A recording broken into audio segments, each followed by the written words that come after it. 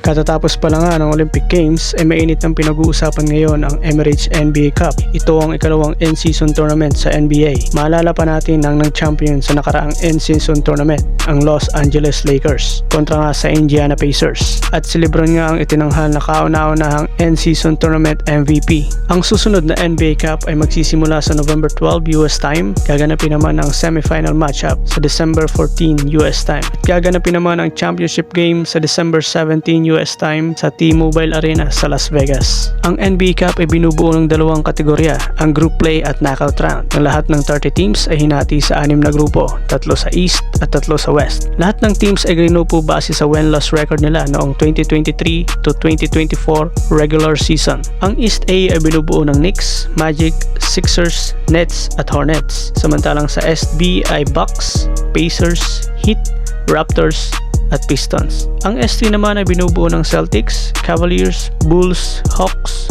at Wizards. Samantalang sa West A naman ay binubuo ng Wolves, Clippers, Kings, Rockets at Portland. Sa West B ay binubuo ng Thunder, Suns, Lakers, Jazz, Spurs.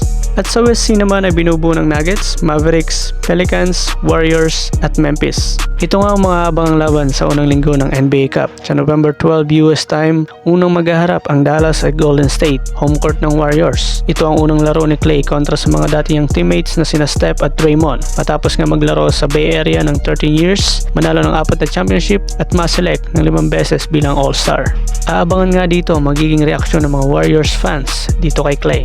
Ang susunod naman na laban ay sa pagitan ng Knicks at Sixers sa November 12 din US time. Home court advantage ng Sixers. Kabang-abang ang labang ito dahil ito ang una nilang rematch matapos ang postseason. Parehong may bagong mga key players ang parehong team. Matatanda ang nakuha ng Knicks si Michael Bridges kapalit ni Bogan Bogdanovic at 5 first round draft picks sa Nets. Nakuha naman ng Sixers si Paul George sa free agency matapos offeran si Paul George ng $212 million na kontrata sa loob ng 4 na taon. Sa November 15 naman US time ay maghaharap ang Lakers at Spurs. Ito ang unang paghaharap ni LeBron at Wemby matapos ang gold medal game sa Olympics. Ito na kaya ang pagkakataon ni Wemby para makaganti kay LeBron nang talunin sila sa gold medal game sa Paris Olympics? Ito ang mga abangang laban sa darating na NBA Cup. Kung maabot ka sa dulo ng video ito, pwede bang pakifollow naman ang ating page? Yan ay malaking tulong na sa ating nagsisimulang page. God bless sa inyong lahat.